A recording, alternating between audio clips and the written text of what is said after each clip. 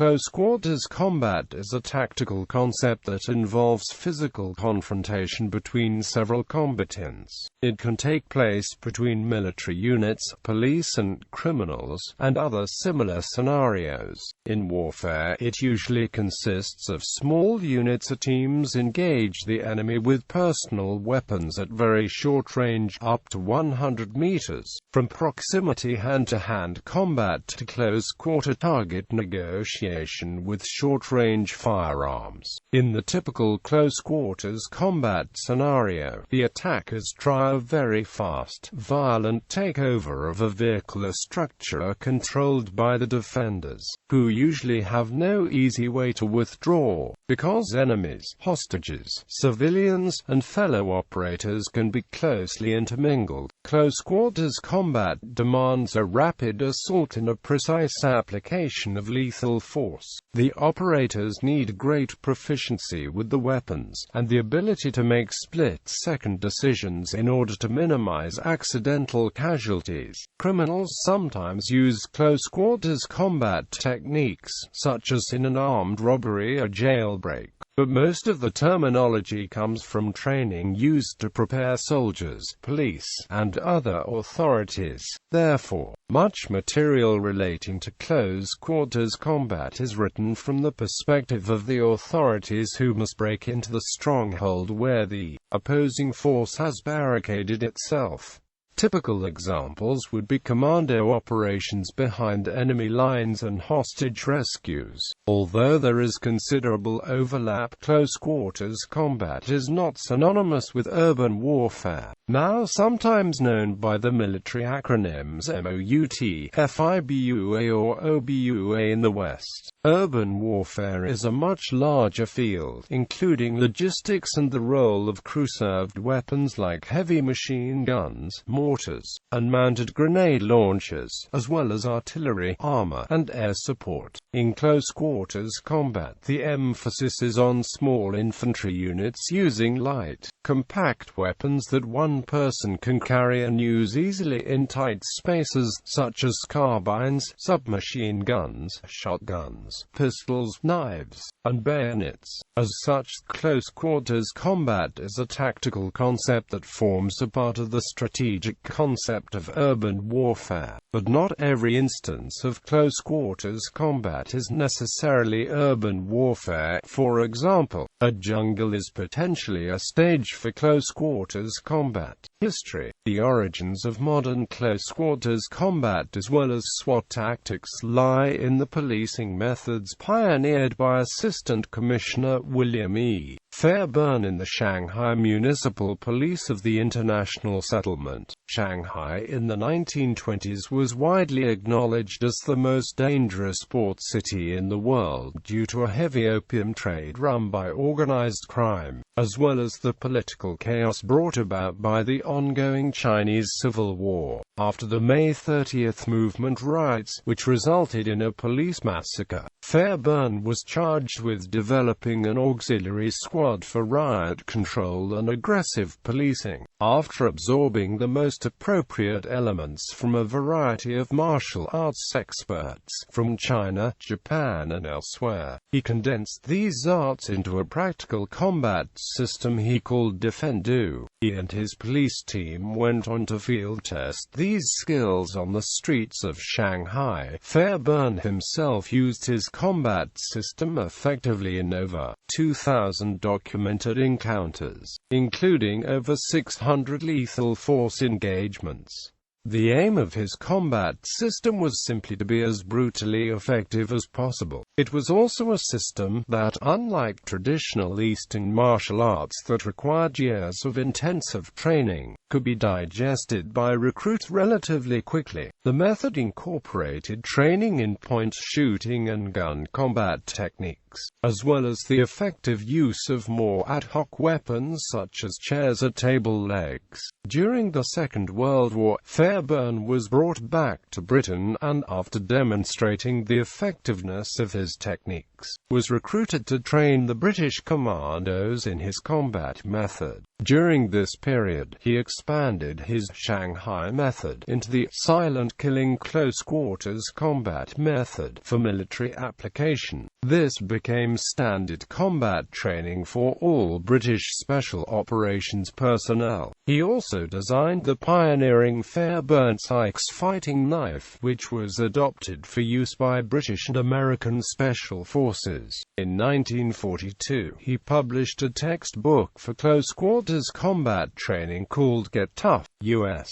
Army officers Rex Applegate and Anthony Biddle were taught Fairbairn's methods at a training facility in Scotland, and adopted the program for the training of OSS operatives at a newly opened camp near Lake Ontario in Canada. Applegate published his work in 1943, called Kill or Get Killed. During the war, training was provided to British commandos, the Devil's Brigade, OSS, Army Rangers and Marine Raiders. Other combat systems designed for military combat were introduced elsewhere, including European Unified, Chinese Sanshao, Soviet Russian Sambo, and the Israeli Kippur and Krav Maga.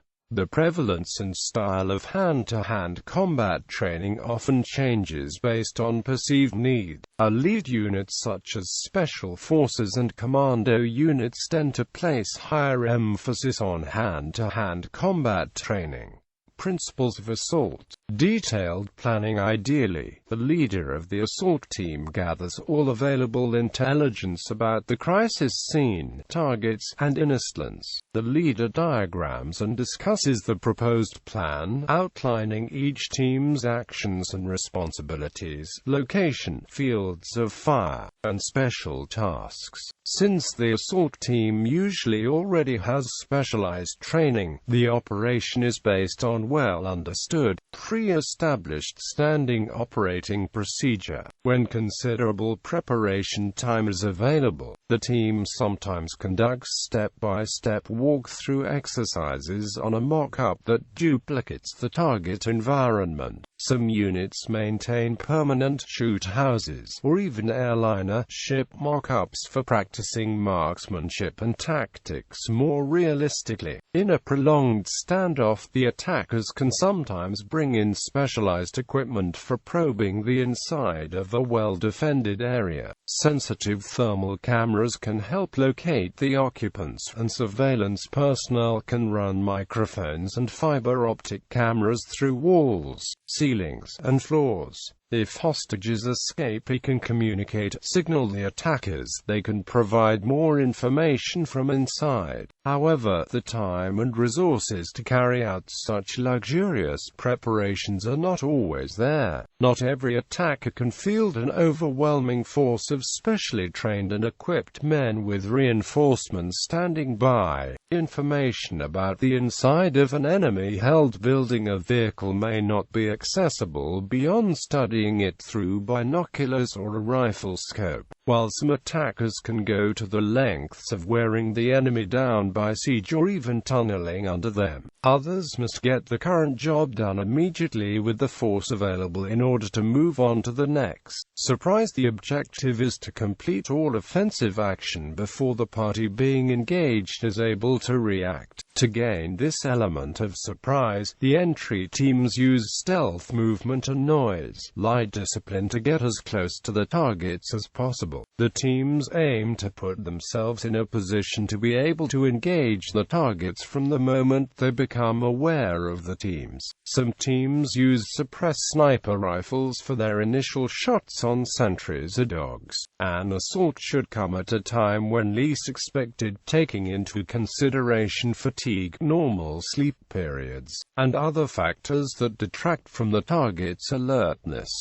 Diversions are an essential element in achieving surprise. Staged emergencies, such as a mock auto accident, fire, or explosion near the crisis site, can divert the target's attention away from the assaulting elements. Explosive breaching and diversionary devices, such as flashbang, smoke, or gas grenades can be employed to distract and disorient the targets. Negotiators can try to manipulate the defenders into a more vulnerable position or convince them that the position will not be stormed. Methods of entry. When law enforcement agents clear a building, they usually work slowly and deliberately, using ballistic shields and mirrors for searching. This affords the highest degree of safety and security for the police, as well as for any uninvolved bystanders inside the search area, who can be identified and safely removed without subjecting them to the shock and danger of a sudden assault. When suspects are encountered, the police can confront them with an alert, armed force and try to take control without shooting. If the searchers meet heavy resistance, they can usually pull back without harm and prepare for a dynamic entry. However, against determined, well-armed opponents who fight in concert to defend an area and keep it under the control, slow stop-and-go movement can cause the deaths of many attackers and hostages. That leads to dynamic entry used in military operations or hostage rescues. It is the popular image of CQC, a flood of gunmen who burst in without warning and attempt to seize the area. Dynamic entry tactics must be rapid and aggressive, ideally a continuous flow using overwhelming force that does not stop until the threat is eliminated. In the vast majority of hostage rescue and other dynamic CQC operations, it is desirable to use multiple simultaneous attacks from different entry points to overload the target's ability to react effectively. The more entry points the attackers can choose from, the better the chances. The teams entering the objective usually have to synchronize with snipers, negotiators, power technicians, perimeter guards, and others who assist from the outside. Medical personnel, investigators, and bomb experts may be prepped to enter the scene as soon as the initial attackers get control. It is important that a central commander coordinate all armed elements, not only to better complete a sweep of the target area, but especially to guard against friendly fire. When large areas must be searched, leaders will assign boundaries between elements and may track them by radio to ensure they do not interfere with each other. The goal is to establish overlapping fields of fire, so that multiple shooters can attack at once from different directions without danger of hitting one another. It is possible that a point of entry can be created by a precision explosive device to catch the adversary by surprise. Speed. Once the assault begins, the team must gain control before the target understands what is happening and can prepare an effective defense or mount a counterattack. The defenders sometimes have a contingency plan that could cause the attack to fail instantly, such as killing hostages, detonating bombs, or destroying evidence. If they can execute an organized plan, such as falling back into a prepared stronghold, or breaking through the perimeter, the possibility of friendly casualties increases. Speed is achieved through well-designed tactics, such as gaining proximity with an undetected approach, the use of multiple entry points, and explosive breaching. Note that the need for speed does not necessarily translate to individual operators choosing to run in these situations. Violence of action for the dynamic entry team. Gaining and maintaining physical and psychological momentum is essential. The team may breach doors, blast holes in walls, enter through windows, or rappel a fast rope from helicopters. Vehicle-mounted rams and platforms may be used to create unexpected entry points. The sensory onslaught from tear gas, explosive breaching, flashbangs, and gunfire is complemented by the intimidating and aggressive actions of the assault team. Hostiles do sometimes hide among the hostages, so once the shooting has stopped, operators must maintain dominance over anyone still alive. The defenders often try to stop enemies close to the entry points. The fatal funnel is the cone-shaped path leading from the entry where the assaulter is most vulnerable to defenders inside the room. Once operators begin to enter, the defenders may try to keep them from escaping the fatal funnel. The attackers are also vulnerable from the corners closest to the entry point, the first place from which they can be hit from behind as they enter the room. If the first attackers cannot clear the corners and get out of the fatal funnel, allowing those behind to move in and help, the attack can bog down. Military uses of close-quarters battle vary by unit type, branch and mission. Military operations other than war may involve peacekeeping or riot control.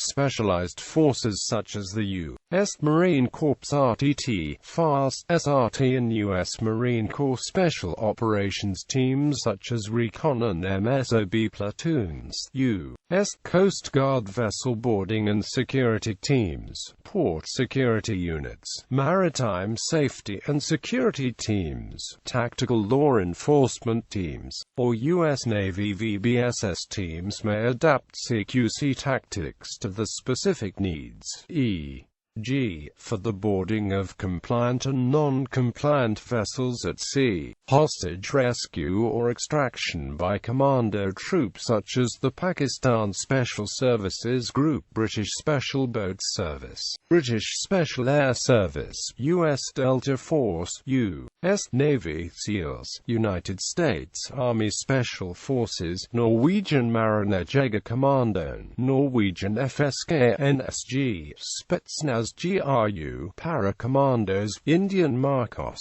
Sayare Matkal, PLA Special Operations Forces and Canadian Counter-Terrorism Unit Joint Task Force. The 2nd of May involve even more esoteric adaptations of variations, depending on specialized environments, weapons technology, political considerations or a mixture of friendly, unfriendly or civilian personnel. Our armies that often engage in urban warfare operation may train most of their infantry in basic CQC doctrine as it relates to common tasks such as building entry, clearing a room, and concussion and other grenades.